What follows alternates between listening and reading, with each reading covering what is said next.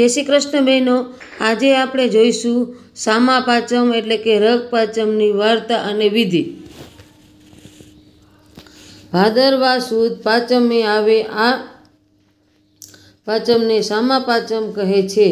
આ વ્રત કરનારે સવારે વહેલા ઉઠી જવાનું, અદેડાનું દાંતણ કરવાનું, માટી ચોળી નાહવાનું, આમળાની ભૂકીથી માથું ચોળીને માથાબોળ નાહવાનું, આખો દિવસ ઉપવાસ કરવાનો, ખાવામાં સામો ખાવો તથા ફરાળ લેવું, અનાજનો દાણોય ખાવાનો નહીં, મહાદેવજીની પૂજા કરવી, પ્રાર્થના કરવી।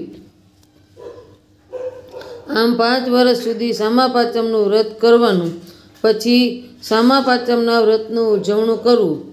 ઉજવણામાં શક્તિ મુજબ બ્રાહ્મણોને ભોજન કરાવવું, દાન દક્ષિણા આપવી અને સપ્તઋષિઓનું અરુંધતી સહિત પૂજન કરવાનું। પહેલાંના સમયમાં એક ગામમાં એક બ્રાહ્મણ તથા બ્રાહ્મણી રહેતા।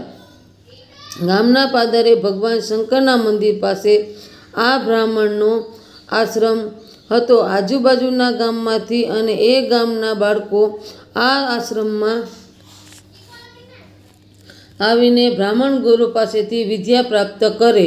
આ બ્રાહ્મણીને સંતાનમાં એક પુત્ર તથા એક પુત્રી હતા। દીકરી નાની ઉંમરે વિધવા થયેલી, તેથી માતા પિતાની પાસે જ આશ્રમમાં રહે। એક દિવસ આશ્રમના છોકરાએ જોયું કે એક ઝાડની નીચે બહેન પડ્યા છે। પાસે જઈને જોયું તો તેમના આખા શરીરે કીડા પડ્યા છે। બાળકો તો દોડતા આશ્રમમાં આવ્યા અને બ્રાહ્મણને કહ્યું, ગુરુજી, બહેનને તો આશ્રમની બહાર એક ઝાડ નીચે પડ્યા છે અને તેમના શરીરમાં કીડા પડ્યા છે। બાળકોની વાત સાંભળી બધા આશ્રમની બહાર જ્યાં બહેન પડ્યા છે ત્યાં આવ્યા અને જોયું તો ખરેખર બાળકોની વાત સાચી હતી।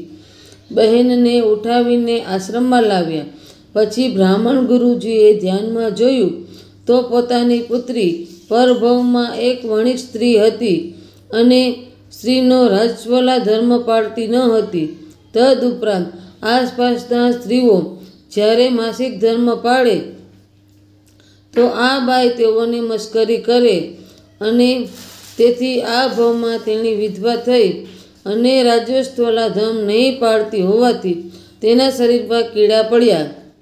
ધ્યાનમાં સર્વ હકીકત જાણી બ્રાહ્મણે પોતાની પત્નીને બધી વાત કહી। પત્નીએ કહ્યું, ત્યારે તો મારી દીકરી અત્યારે પરભવના કર્મનું ફળ ભોગવી રહી છે, પણ નાથ, ગમે તેમ તોય આપણી દીકરીનું દુઃખ મારાથી જોઈ શકાતું નથી, માટે તેના એ કર્મનું નિવારણ કંઈક તો હશે જ ને?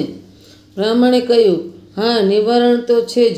દીકરીએ સામા પાંચમના વ્રતનો પરભવમાં અનાદર કર્યો છે અને એ જ વ્રત આ ભવમાં જો સાચી શ્રદ્ધાથી ભક્તિભાવપૂર્વક કરે તો એના કરેલા કર્મોથી થયેલા પાપોનું નિવારણ થાય અને તેની કાયા પ્રભુ કૃપાથી જેમ હતી તેમ સુંદર કંચન વર્ણી થાય।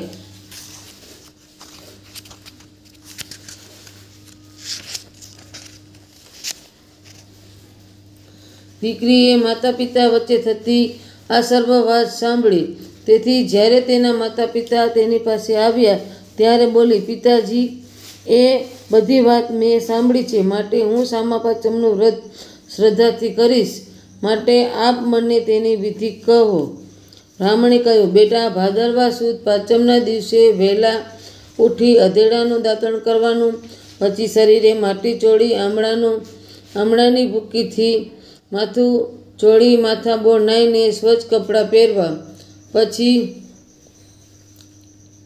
ધૂપ કરી અરુંધતી સહિત સપ્તઋષિઓનું ધ્યાન ધરવાનું।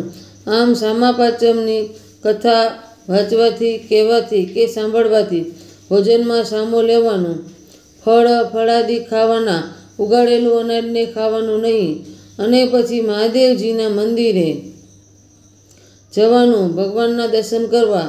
આવી રીતે 5 વર્ષ સુધી વ્રત કરી ત્યારબાદ તેનું ઉજવણું કરવાનું। ઉજવણામાં અરુંધતી સહિતના સપ્તઋષિઓનું પૂજન કરવાનું, બ્રાહ્મણોને ભોજન કરાવી દાન દક્ષિણા આપવી બહેને વિધિ પ્રમાણે વ્રત કર્યું. 5 વર્ષ પછી ઉજવણું કર્યું અને બહેનનું વ્રત ફળ્યું. તેણીની કાયા ખરેખર કંચનવર્ણી બની. આમ હે સપ્ત ઋષિ મુનિઓ, જેવા આ બહેનને ફળ્યા તેવા સૌને ફળજો.